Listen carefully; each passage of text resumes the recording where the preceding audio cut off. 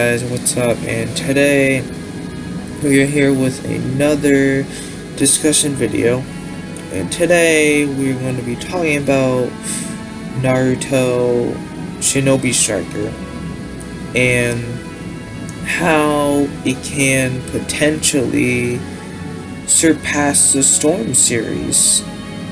And I really do believe, because let's be honest, we know a lot of us, there were a lot of complaints about the Storm series, because I'll just go off in order from all of them. Storm 1, right? Honestly, Storm 1, I have no complaints about it. I really can't say anything I disliked about Storm 1, anything that I caught that was bad. The only thing was that there wasn't online.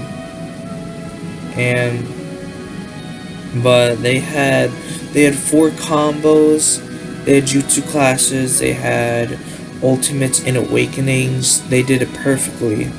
Storm 2, they downgraded, they got a lot rid of it, that stuff, but they did keep the 4th combo.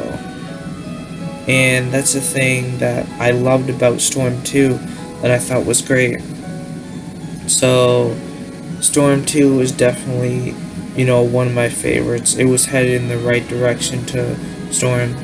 And then Storm 3, this is here where it kind of, took a turn for the worse, because one, we're gonna say that, there was the ultimate glitch.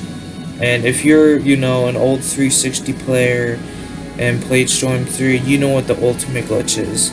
You basically, the second you sub and you're right behind someone, you do a team ultimate, and it's basically impossible to block it or sub.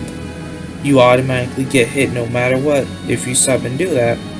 And so, Storm 3, it also got rid of the 4th combo, so Storm 3 was pretty bad.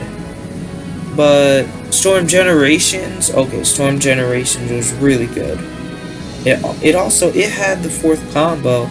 It didn't have double jumping, but it made it more challenging, and it was pretty good. But then we have Storm Revolution, which Storm Revolution, I love the fighting. The one thing with it is there was no lag for me. I mean, you guys tell me, any of you, tell me if you remember any really delay in Storm Revolution. Because all I remember, if there was any delay, is it was very, very minor for me. Storm Revolution, it had perfect connection for some reason. The only real thing I didn't like about Storm Revolution, actually 2 things, is one, in my eyes, it was basically a beta for Storm 4. And what I mean by that is, there's no story mode for Storm Revolution. It was mostly online mode and just random quests. That's why I think it was just, a demo until Storm 4 came out. But,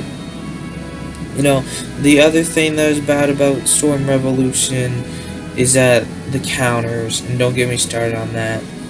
You could literally counter someone and do 2 entire combos, and you can get a combo cancel in if you know what you're doing.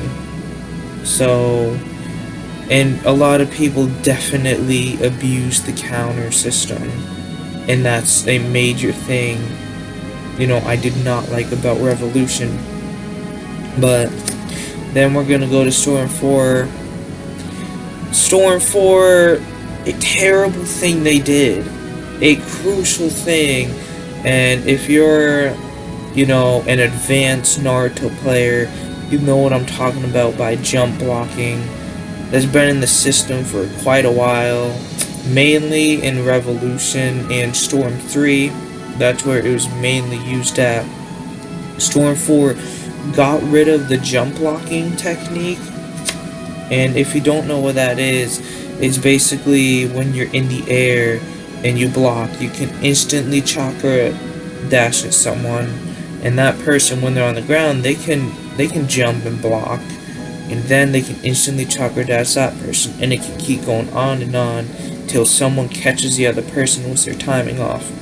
And to me, that definitely made the game, very challenging, and honestly, skill. Not many Storm games require skill, but Storm 3 and, well, mainly Revolution. I'm gonna say mainly Revolution, the jump blocking technique, that's the main thing in the Naruto games that definitely required skill, in my opinion. I can't really say that much else requires skill except for timing and knowing when to attack. But jump blocking, when they took that out of Storm 4, that was a crucial thing.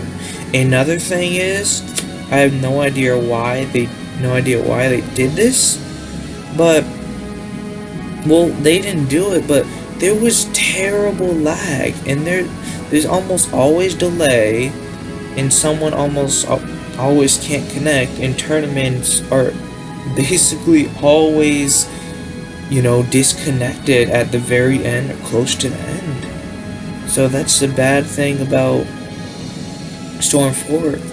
So there's almost at least, one, major flaw with each of the Storm games that, basically bring them down from not being able to reach their full potential of how good they could actually be. So, I'm talking about why Shinobi Striker has the potential to be the perfect Naruto game and surpass the Storm series, and why it will. One, it may not have a story, and it may have a story. We don't know yet, but we're gonna go off of the info that we know about. Is one, this is like you're actually in the Naruto universe, and a reason why I say that is because when you're online, right, it may not be story mode, but on a 4v4, a team of 4, you can actually do basically online quests together and missions. And that's what they do in Naruto. You can do quests, you can do missions together, you can do online battle 4v4s, and so I'll be honest, in Naruto, the anime, we almost always see multiple ninja, they may be fighting solo one-on-one battles, but they're usually right, very close to each other, fighting battles together. So it's going to be very like the anime, and the graphic system, a lot of people don't like the graphics, but one, they did improve a bit, they did improve the graphics, and two, the main thing is, just like a lot of people are realizing this game looks like Broken Bond a lot, and that's a good thing, because Broken Bond was amazing, and for this sacrifice for having perfect, high quality HD graphics, for the sacrifice of that, they can put much more effort into the combat system of the game, so it can be much more competitive and much more enjoyable. And at the end of the day, the graphics, they have to have a decent level, but they don't have to be the highest level of quality out there to be a decent game. You need a balance of graphics and a combat system. That's what you need. But I definitely think working together, on quests and missions, being able to do that, and the combat system, I just think this is honestly, it's going to be the perfect Naruto game. It's going to surpass the Storm series. I can definitely see that. One thing I really hope for, which is, I think, it's about 90% confirmed, that there's going to be awakenings for each type of, I guess, race. or anything like that, because we basically got confirmation that if you're an Uchiha, you can have the Susanoo, and that questions me to think, will we be able to have the curse mark as a transformation? Because they still have quite a while, to develop this game. They can still add a lot more things, but all I can say, story or not story, this game definitely has the potential to surpass the Storm series. And remember, guys, even if we don't get a story mode, when the game releases, just remember there's going to be DLC. So there's a very high possibility they can just push the story idea until later on and put it in a DLC pack or any of that.